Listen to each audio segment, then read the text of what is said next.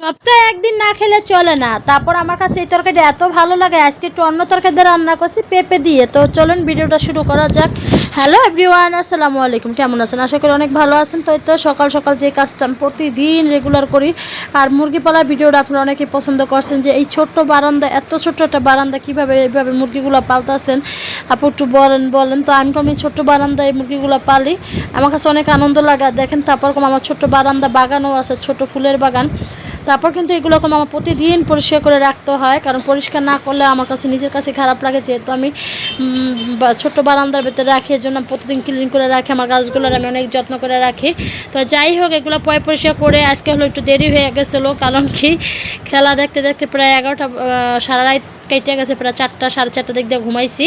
তো আবার 6টা বাজে ওটা লাগছে, ছেলেকে মাদ্রাসা দিয়ে আসে পরে হলো আমি নিরিবিলি একটু ঘুমাইছি। পরে হলো আজকে একটু কাজ হলো, একটু দেরি হয়ে গেছে সব কিছুই। তো সব কিছু দেরি হওয়ার পর তারপর আলহামদুলিল্লাহ রান্না করতে বিসমিল্লাহ বলে রান্না করছি, অনেক তাড়াতাড়ি হয়েছে আল্লাহর দরবারে। তো আজকে হলাম পেঁপে দিয়ে ডিম রান্না করবো। আজকে হলো তাড়াহুড়ো করে যে ছেলেকে মাদ্রাসা দিয়ে আসার পর কোনো বাজারও নিয়ে আসিনি, ঘরে পেঁপে ছিল আর করলা ছিল। তো ভাবলাম পেঁপে দিয়ে কী রান্না করা যায়। তো আজকে যেহেতু বৃহস্পতিবার, কালকে তো ভালো মন্দ খাওয়া হবেই, তো এই জন্য হলো ডিম রান্না করলাম। তো পেঁপে দিয়ে ডিম করলাম, আমার কাছে অনেক ভালো লাগে। লাউ দিয়ে আলু দিয়ে এইভাবে ডিমটা রান্না করলে আমি অনেক পছন্দ করি। বিশেষ করে ভাজা ডিমটা রান্না করলে আমার হয়েছে সিদ্ধ ডিম ভালো লাগে না, আমার জন্য আবার 2টা ডিম ভাজা রান্না করছে, সবার জন্য হলো আস্ত রান্না করলাম। আর ডিমের তরকারিটা কে কে পছন্দ করেন অবশ্যই জানাবেন, কিন্তু সপ্তাহে যে কোনো একদিন একটা ডিম খাইলে ভালোই লাগে। ডিম ভাজা কি ডিম তরকারি, যে ডিম ভুনা, কারণ সপ্তাহে প্রতিদিন মাছ মাংস ভালো লাগে না, ডিমটা সবার একটু চাহিদা আছে। তো এদিকে আমার রান্না প্রায় শেষ পর্যায়ে, একটু ধনিয়াপাতা দিয়ে দিলাম।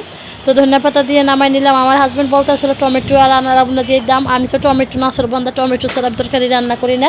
তো যাই হোক, এদিকে হলো আমার রান্না শেষ, এই যে করলা ভাজি করলাম আর ডিম রান্না করলাম। আর হলো যে এক ভাবি কটা পিঠা দিয়ে গেছিলো, তো এই পিঠা বাচ্চাগুলো একটু ভাজিয়া দিলাম।